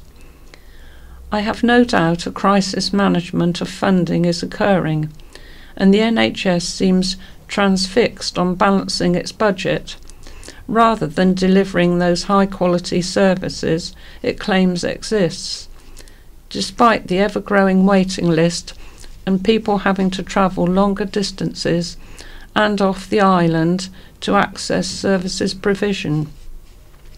It's completely inappropriate NHS locations such as Winchester and developing NHS services on the mainland that's causing great concern here. I guess the ICB would have been glad to see the back of me as I resisted their plans and stuck my heels against the deterioration of services and demands for increased ASC productivity when that was not achievable or safe to do within the existing workforce crisis and available funding. The ICB appear to be doing the bidding of the government and its pretty awful NHS strategy. The ICB needs to be standing up for local people, not roll over for a government tummy tickling. There will be more cuts to come because of the shortage of qualified staff and training. We told them staffing was a problem, and our government ignored the voice of professional NHS staff. Jackie and Andy Massey from St Helens say treated with such dignity. Our 35-year-old daughter, Kim, has been in the intensive care unit for over 2 weeks now. I would really like people to know how absolutely amazing all the staff have been. Kim has been in other ICU units at bigger mainland hospitals, but simply treated there as another number. Medically, she was looked after well at those hospitals, but the staff at St Mary's take her care even further. She has been treated with such dignity, thoughtfulness, kindness, and has been made to feel a very loved human being. As her parents and her carers, we are so grateful to them. Their attention to all her needs, medically and personally, cannot be faulted. We would be so delighted if you could acknowledge them in your news. They are all a huge credit to the island. And this is from Joe Hulls in Gurnard. Something smells off. Dear editor, your article about Southern Water's poor performance was in July the 14th is no surprise. Since privatisation, where have untold sums from their customers gone? Mostly to shareholder dividends and director bonuses. Some of the remainder has been spent on infrastructure. Belatedly, due to all the publicity, they now promise to do better, but they want their customers to pay for it. Customers are considered and treated as cash cows. Sorry, they have had the money already, so get it back from the shareholders and directors, who these days appear to run companies for their own benefit. Water companies, I believe, are unique. Their basic raw material comes free of charge to them, courtesy of gravity. Ofwat, the regulator, appears to be happy with their past record. Why? Sorry, the whole setup stinks, and in more ways than one. Yvonne Williams from Ryde says rethink the policy regarding the proposed closure of the ticket office at Ryde Esplanade. As Ryde residents know only too well, there has been a huge investment in tarting up the Esplanade interchange.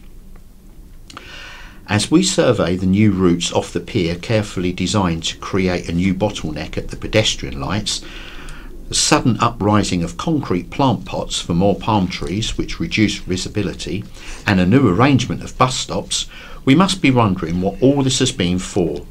What an irony then, if actually there was no need for all of the years of disruption and noise suffered by those living nearby or having their journeys prolonged, as just the point of completion our ticket office is set to close.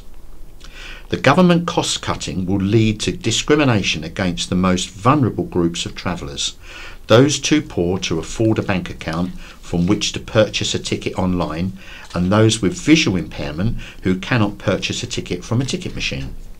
How are travellers meant to cope when the ticket machine is out of order? Who is there for those who need assistance in finding the best route to their destination, particularly when there is unexpected disruption to the network due to delays in ferry connections or cancellations, which are now sadly routine? Station staff are the valuable intermediary between passengers and rail travel companies. Rail companies have myriad procedures for claiming back money on unused tickets, wrongly dated ones and delayed journeys. Station staff are excellent guides who help resolve these issues. Why should travellers be expected to embark on a virtual journey as strenuous as the real one just to get the right train journey at the right price? Time for a rethink on this policy if we are to try to retain equal access to all parts of the country via our transport routes. And time for our MP Bob Seeley to spring to the defence of his constituents. And that's all we have time for this morning, so it's goodbye from Madeline. And goodbye from Jerry. The BBC In Touch programme follows, and the scaffolding news follows that. BBC Sounds. Music, radio, podcasts. Good evening. Books on blindness are a bit like buses. You don't see one for ages, then they all come at once. And two have just landed on the In Touch desk, which have particularly intrigued us, both because of their similarities and their differences. They're both by authors who've been gradually losing their sight over a long period of time. But in particular, they're also about people's attitudes to blindness, both the attitudes of the public, of blind people themselves, and the cultural histories that have given rise to those attitudes. And, of course, we're immediately in trouble because I've used the word blind. But blind can mean so many things, from having no sight at all or very little to having a bit of trouble with your eyes. But it can also evoke reactions ranging from horror at the very prospect of it, the belief that it can render you totally dependent on other people, the idea that it bestows almost magical powers of perception through other senses in compensation. Oh, and the authors, Selina Mills and Andrew Leland, are from either side of the Atlantic, so maybe some cultural differences there as well.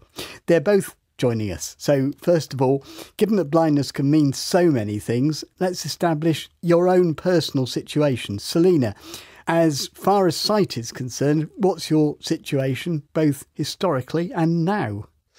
My historic situation is I was born blind in my right eye completely, and then my left eye, which is my functioning eye, started losing perception. And I went to a couple of specialists and they all said, well, it's a sort of cataract at the back of your eye. It's called a post-anterior cataract. I always thought it sounded very grand.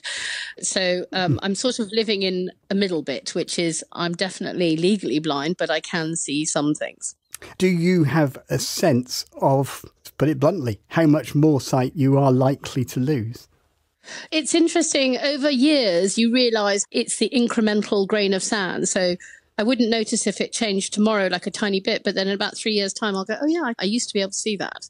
So it's a time issue. You sort of find yourself learning it over time and you notice how much you've lost. Andrew, same question, really. You have retinitis pigmentosa, and there are quite a few versions of that as well. But for you, what does RP mean, and in what way would you explain your sight situation? I think I have what doctors have suggested is a pretty classic version of RP. The sort of majority of people with RP, I think, have something similar to my experience, which is as a teenager, I had night blindness. So going to a movie theater, I was sort of baffled how everybody else handled it so effortlessly, finding their seats in the dark. And over the years, that has incrementally declined. And so night blindness sort of turned into leaving people hanging for high fives. You know, my peripheral field just gradually narrowed over the course of decades to the point where I crossed various milestones thinking, maybe it's not safe to drive at night. Maybe it's not safe to drive during the day. I'm going to give my bike away. Until finally, really like 5 or 10 years ago, was the period that I felt I could actually start to use the B word, and because I was like, maybe a white cane is in order here. I think a screen reader might be a good idea. And like Selena, I find myself still with a foot in each world a little bit, but increasingly feeling like it's time to really adopt the mantle of blindness. Wherever I go, I use a white cane. Whenever I'm on my computer, the screen reader is on. And yet still I have about 5% of what a fully sighted person sees that I use all the time. So staying with you, Andrew, why did you write the book? I mean, I suppose the clue is in the book's title, The Country of the Blind, a memoir at the end of sight. But facing up to it is one thing. Writing a book, plunging into the country of the blind is another. Why did you do it? Well, as I described, that decision to start using a white cane, to start taking on some of these like more immediate trappings of blindness, and particularly the white cane, just overnight transformed the way that people treated me. For everyone from strangers on the street to my closest intimates, my wife and my mother. And that moved blindness from being a sort of abstract, distant thing that, I ought to be concerned about to suddenly like in my face, something that I ought to figure out. And not just a practical problem, but all of these sort of larger social problems as well. And so that got me writing because it felt both urgent and interesting. And when you say treating you differently, in what way? Can you give a stark example of that? Sure. I mean, with some vision and using a white cane at the same time is a bizarre experience because you can sort of see how people look at the blind from the inside in a way. And I just saw these sometimes looks of sort of aversion, people looking away and steering away, yanking their toddler out of the way when I'm still like a half a block away. Makes you feel like a pariah. So I was walking around just with this feeling that people sometimes doubted me also. Like I would feel guilty pulling out my phone and looking at it with magnification because it would be like, well, I'm a blind man. What am I doing using my eyes looking at my phone? And one time I was walking down the street in New York City and I kind of caught the eye of a guy giving me one of these skeptical looks. And then he actually said something. He was like, you can see. And it just felt such a puncturing, but also like vindicating, like, okay, like it's not just in my head. People really do have these attitudes towards me. Totally, yes. Yeah, we'll come back to the issue of fraud. You use a great phrase, Andrew. You say, too blind to be in the world of the sighted, too sighted to be in the world of the blind. Is that where you were or is that where you are? It's both. It's a work in progress. I think I had this idea that I would write the book and have the revelations and everything would be solved. But the reality is it's a daily practice. It's a moving target of my vision as I lose more and more vision, but also just figuring out how to wear the mantle, how to be blind really is the job. And so I still play games with myself in my head of like, well, you should really turn your screen reader back on your phone. Like, I don't know why you're straining your eyes to do this. And I play these mind games with myself, but they're actually important in terms of figuring out how to inhabit this life. And Selina, I hear the recognition in your reaction. Your title, Life Unseen, A Story of Blindness, suggests a history of blindness, but it's much more than that, isn't it? It's a mixture of culture, history, and just what it's like to be losing your sight.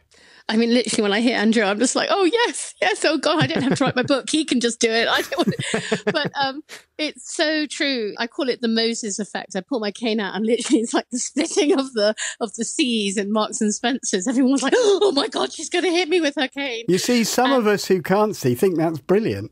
Well, yes, that is true. But on the other hand, it's the horror of the mothers, and little girls going, what's that ball there, Mummy? She goes, don't stare at the woman, darling.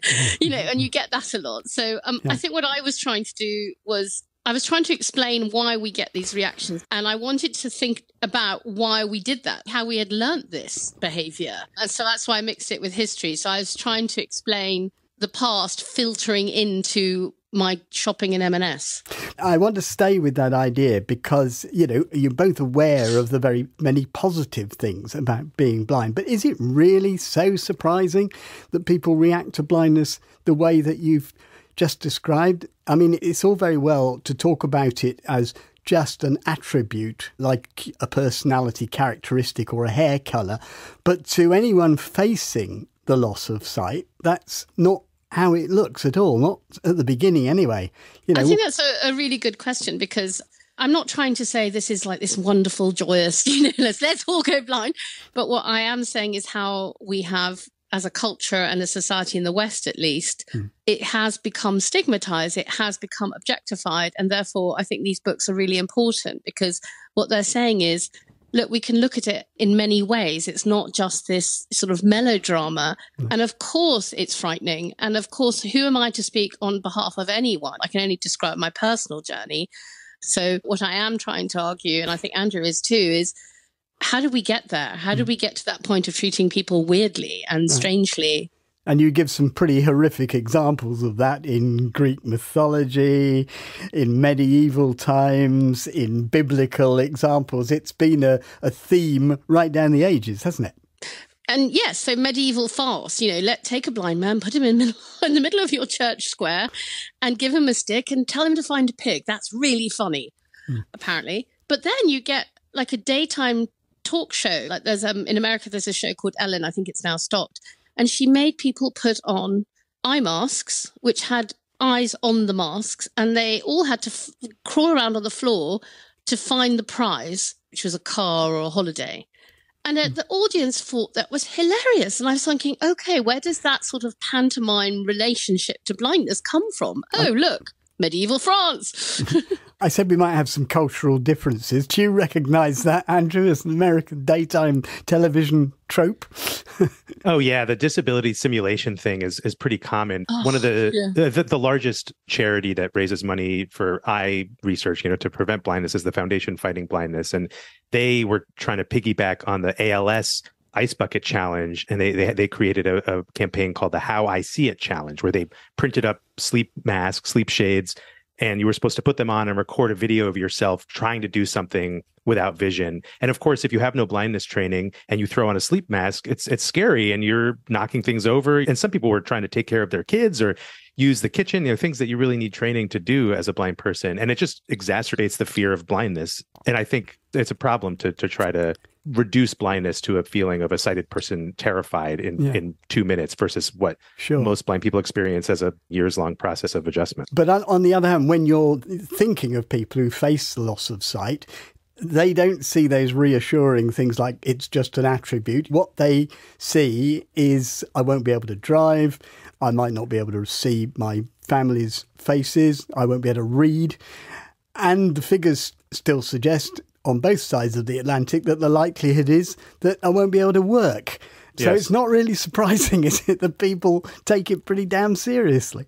Yeah, this is something that I encountered in my research, where I really was interested in like the National Federation for the Blind, which is the largest blindness consumer group here in the US, and some of the battles that they've fought, because I found them really illuminating about these attitudes towards blindness, both sighted people looking at blindness and also blind people. And there's a a guy named Father Thomas J. Carroll, who was an important figure in developing blindness training techniques. He worked at some of the early veterans centers for World War II veterans coming home who were blinded. And he wrote a book about blindness. And the first line is, "Blindness is a dying." And Kenneth Jernigan, who was one of the leaders of the NFB in the 60s and 70s, he hit back hard, and he said this point that, Peter, you're bringing up, that blindness is just a neutral attribute. It's a neutral characteristic, and it causes some inconveniences, but really, like, once you figure out the tools you need, it's not so bad. And in my perspective on it, I think you're right that for somebody who's losing their sight after living, decades or their whole life with sight, you have to acknowledge that grieving process. And there is like a death component to it, as horrifying as that sounds, because, Jernigan's point was like, I'm not dead. Like, there's no grieving that needs to happen. I'm just a happy person. But I think the reality is, for someone in my position and perhaps in Selena's position, like, there is a level of grieving that has to be done. But at the same time, I think it's important, like all grief, that it's not something that you remain in. You grieve in order to move on. And then you can arrive at that neutral characteristic until perhaps, you experience oppression or discrimination, and the characteristic is not neutral because the world perceives it that way, but then you can push back against it. So these are the sort of paradoxes and dichotomies that I find myself navigating in the book, but also in my day-to-day life. One of the things that you both stress in your position of being halfway between sighted and blind, and Andrew's already mentioned it, is your vulnerability to accusations of fraud. Selena, Andrew's given his example of somebody just seeing him walking with a reasonable amount of confidence and saying, you can see. You were reduced, I think, initially to impotent and then very potent rage by one incident. I think the word is incandescent. Yeah, what happened? So I was coming off a train, and I done this trip many times, so I knew the platform, I knew exactly where I was, and got to the gate, and the guard said, "Can I see your disability card?" And he started telling me off, and that I was faking it, and that he said, "I saw you, you were fine, you were breezy walking down the platform, you don't need this." So I'm very patient. I go, "Oh yes, I understand, it might not look that, but I'm really well trained." And it's sort of like a switch. I was polite 3 times. "Yes, I understand. No, they don't give this disability pass to anybody. I promise you they have to," I was really being thoughtful. And then he started saying, people like you. And without swearing, all I can say is there was some words used. And also I've pulled out my false eye. And I said, "Yeah, I'm faking it. This is what I'm faking." And I threw it sort of right in front of his face. And he was so obviously shocked. And he said, no, please come through. And I was so shocked that he could to not accept what I was saying, and also like put all his prejudices onto me. Another thing that comes over in both your books is the uncertainty of diagnosis and what that does to you. Andrew, you have an illustration where good news can be bad news, and this is about the rate at which you were losing your sight. Yeah. So, I was diagnosed as a teenager, and the doctor told me it would be a very gradual decline until middle age, when it would fall off a cliff. I'm in my early 40s now. After moving to Massachusetts, I sort of was reestablishing care, and this sort of medical fellow very breezily disabused me of this. And he said, "Oh, actually, RP doesn't work like that. It's a logarithmic, linear," I had no idea what he was talking about, but basically was saying the rate of decline doesn't accelerate. You're not going to fall off a cliff. This was very good news, and I was delighted. But then at the same time, I was still experiencing vision loss in the months after that. So there was a way in which their very scientific explanation that, you're not actually going blind more quickly than you are, in the subjective experience of the patient, of the person who's losing sight, it can still feel very much like you're going blind quickly. But there's a great punchline to this story, Andrew, which you haven't used. Tell me how your wife reacted when you told her that you were actually losing your sight more slowly than there goes your book, she said, because I'm sitting there writing this book about going blind, and then they're suddenly telling me like, well, actually, might be 10 years, 20 years, and there goes your book. And this is the complicated thing about my book's subtitle, a memoir at the end of sight. And I really kind of went into a deep philosophical fugue a little bit, like, what is the end of sight? Does it have to be like the final light leaves the room, or am I there now? I'm already doing all these blind things. The thing I found in myself and in the stories of lots of other people in my position is it really encourages denial and this sort of clinging to vision until the last possible moment. Writing the book gave me a really strong impression that way disaster lay. I would be doing myself such a disservice to try to cling to sight, even though it has its advantages. And there are people in my life who would sort of encourage me to continue to do things that way. And so just like in my life, I might push myself to write more, to become a better writer, or, to go to the gym and, to keep my body fit. There's this new element in my life now where I practice Braille and I, learn the intricacies of my screen reader, and I push myself to travel with my cane, and it's become another part of my life. I'm patting myself on the back as I practice my Braille every night. And the payoff is huge. I mean, the payoff in terms of my comfort with blindness, but also just my productivity as a blind person, I know that it's the right decision. Well, so it's an ownership, isn't it? It's all about ownership. Yes, absolutely. Well, Selina Mills, Andrew Leland, thank you both very much. We've only got through a smidgen of the things that are contained in the books. You can get an audio copy of The Country of the Blind by Andrew Leland on Audible. And Selina's book, Life Unseen, A Story of Blindness, is available in large print from Bloomsbury Publishing. There's an audio version as well. You can find that wherever you get your podcasts, and will soon also be available on Audible. We'd love your views about our discussion and your own experiences. We're also planning a programme about delays in getting the services that especially newly blind people need. I'm talking about things like registering as blind, getting your certification of visual impairment certificate so that you can get, for example, benefits that you're entitled to, an assessment of your needs and the delivery of those services. You can email in touch at bbc.co.uk. You can leave a voice message on 0161 836 1338, and there's more information on our website if you can manage to get to it. That's bbc.co.uk/in touch. One other thing, you'll know that here on In Touch we've been following the issue of the closure of ticket offices. Well, now there is a public consultation run by Transport Focus and London Travel Watch. It ends on Wednesday the 26th of July, that's Wednesday week. You can submit your responses via their websites, or you can call 0300 123 2350.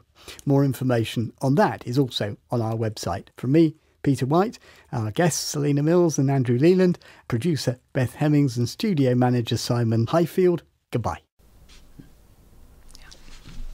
Scaffolding and skips news for the week commencing the 24th of July.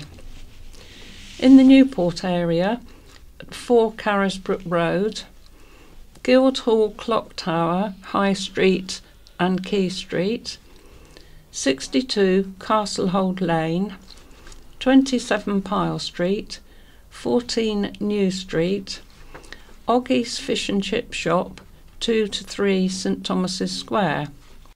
And there are skips in the Newport area at 10 Oak Road, 45 Caesars Road and 77 Whitepit Lane. In the Ryde area, there is scaffolding at Hills Court, Newport Street, 13 George Street, 43 Nelson Street, 31 St Thomas's Street, Bar 74 Union Street and Flat 1 St Leonard's, Pier Road, Sea View. And in Ryde there are skips in 13 Surrey Street, 25 Adelaide Place and 15 Garfield Road. In Yarmouth area we have On the Rocks in Bridge Road, and in Cowes area we have 6 Terminus Road, 71 York Street. There are skips in the Cowes area at 9 Gordon Road and 105 Pelham Road. In Shanklin, 12 Eastcliff Road. Skips in the Ventnor area is Halsondown Lane. And in Sandown area we have Flat C, St George's Hall, George Street, and Friends of the Animals, 97 to 101 High Street.